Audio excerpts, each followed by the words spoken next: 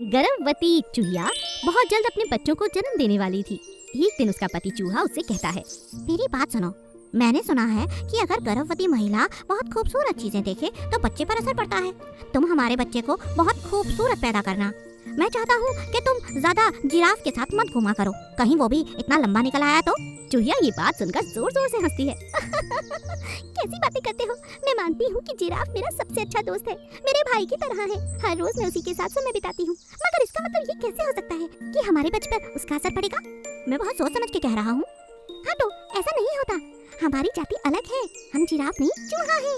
चूहे ने तो बहुत समझाया, लेकिन चूहिया कभी उसकी बात ही नहीं मानती थी। वो अपने सबसे अच्छे दोस्त जिराफ के साथ दिन भर जंगल में घूमती थी। एक दिन जब बच्चा होने का समय आता है तो चूहिया जोर जोर से चिल्लाती है, ये क्या हो गया? हे भगवान, अब मैं अपने पति को क्या मुंह दिखाऊंगी? थोड़ी ही देर में चूहा घर लौटता है और लंबी टांगों वाला चूहा देखकर वो हैरान रह जाता है। हाँ, ये किसका बच्चा है?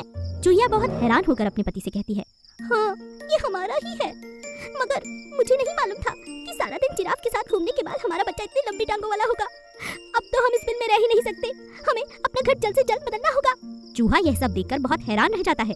मैं मानता हूँ ये मेरा बेटा है, मगर तुम्हारी संगत के कारण इसकी आकृति इतनी अजीब हो गई। अब बोलो जिराफ से कुछ करे। थोड़ी देर में जिराफ वहाँ आ जाता है और चूहिया से कहता है, तुम दोनों चिंता मत करो, आओ, बच्चे के लिए नया घर मैंने पहले से बना कर रखा है।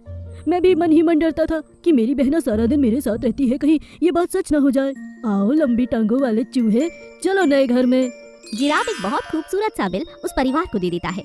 अब चूहा और उसका परिवार खुशी खुशी नए घर में रहने लगते हैं। लेकिन लंबी टांगों के होते हुए ये बात जंगल के सभी लोगों को बहुत अजीब लगी। सभी ने चूहे से कहा, ये तुम अपनी पत्नी को गलत कह रहे हो कि ये जिराफ के कारण हुआ है। चूहों में 100 साल के बाद एक चूहा लंबी टांगों का पैदा होता है, ये वही है। तुम बहुत सौभाग्यशाली हो चूहे, ये तुम्हारा बच्चा हमारे जंगल के लिए वरदान है। ये बात सुनकर चूहे के मन में प्रसन्नता छा जाती है। चूहा और उसकी बहुत खुश होते हैं। अब एकदम खुशी के साथ वो अपना जीवन जीने लगते हैं। प्यारे बच्चों, सब्सक्राइब वाले बटन पर क्लिक करके हमारे दोस्त बन जाओ ऐसे ही मजेदार कार्टून की वीडियोस देखने के लिए। राजा शेर जंगल में सालों से एक गुफा में रहता आया था। उसके पूर्वज भी उसी गुफा में रहा करते थे। एक दिन तेज तूफान और भूकंप के झटके आए और उसके अंदर पूरी गुफा टूट कर बिखर गई। जैसे तैसे राजा ने अपने परिवार के साथ किसी पेड़ के नीचे शरण ली। सुबह होने पर जब बाकी जानवरों की हालचाल पूछने के लिए राजा शेर और उनकी पत्नी निकले तो उन्होंने पाया कि बहुत से जानवरों के घर, पेड़ पौधे टूट चुके हैं।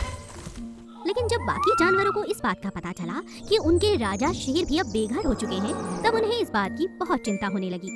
राजा शेर ने अपनी प्रजा से कहा, कल रात के भूकंप के कारण पूरा जंगल तहस नहस हो गया।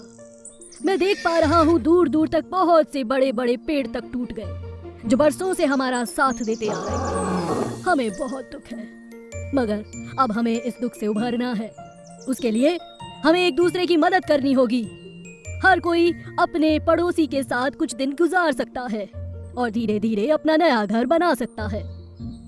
राजा ने अपनी बात पूरी ही की थी कि अचानक से एक चूहा बोल पड़ा, मगर महाराज, आपकी गुफा भी टूट चुकी है, आपको अपने घर में कहाँ रखें? हम सबके घर तो बहुत छोटे हैं और आप हमारे महाराजा हैं, हमें बहुत दुख है, अब हम क्या करें? चूहे की बात सुनकर मुर्गी ने कहा, महाराज, चूहा बिल्कुल ठीक कह रहा है, हमारे छोटे छोटे घर में आप जैसे महाराज कैसे रह सकते हैं? राजा अपनी प्रजा से खुश होकर कहता है, आप लोगों को मेरी इतनी चिंता है, यह सोचकर ही मैं बहुत प्रसन्न हूँ। कोई बात नहीं, आजकल तो जमाना बदल गया है। मैंने देखा है आसपास के मेरे मित्र जंगल में तो रहते हैं, मगर राजा होने के कारण अब वो गुफा में नहीं, लकड़ी का घर बनाकर रहते हैं। मगर अफसोस, मुझे तो लकड़ी का घर बनाना नहीं आता। मुर्गी तब कहती है, महाराज, मुझे आता है, आप आज्ञा दें, हम सब मिलकर आपके लिए सुंदर सा लकड़ी का घर बना देते हैं। ठीक है मुर्गी, तुम अध्यक्षता करो और हमारे लिए सुंदर सा लकड़ी का महल तैयार करो। मुर्गी एक बहुत अच्छी कारीगर थी। उसने सभी पशु पक्षियों को अपने साथ शामिल कर लिया और कुछ ही दिनों में राजा के लिए खूबसूरत लकड़ी का घर बना डाला। राजा शेर उस घर में जाकर बहुत खुश था। उसने कहा, अरे वाह, इसीलिए कहते हैं हर आपदा के बाद कोई ना कोई खुशी जरूर मिलती है। हर मुसीबत के आगे नया रास्ता निकल ही जाता है। हमारी प्यारी मुर्गी बहन ने इतना सुंदर खूबसूरत घर बनाकर हमें बहुत खुश किया। आज से मैं यहीं रहूंगा। आप लोग भी अपने नए घरों में जल्दी रहना शुरू कर दें और भगवान की आराधना करें कि दोबारा हमारे जंगल में इस तरह की आपदा भी ना आए।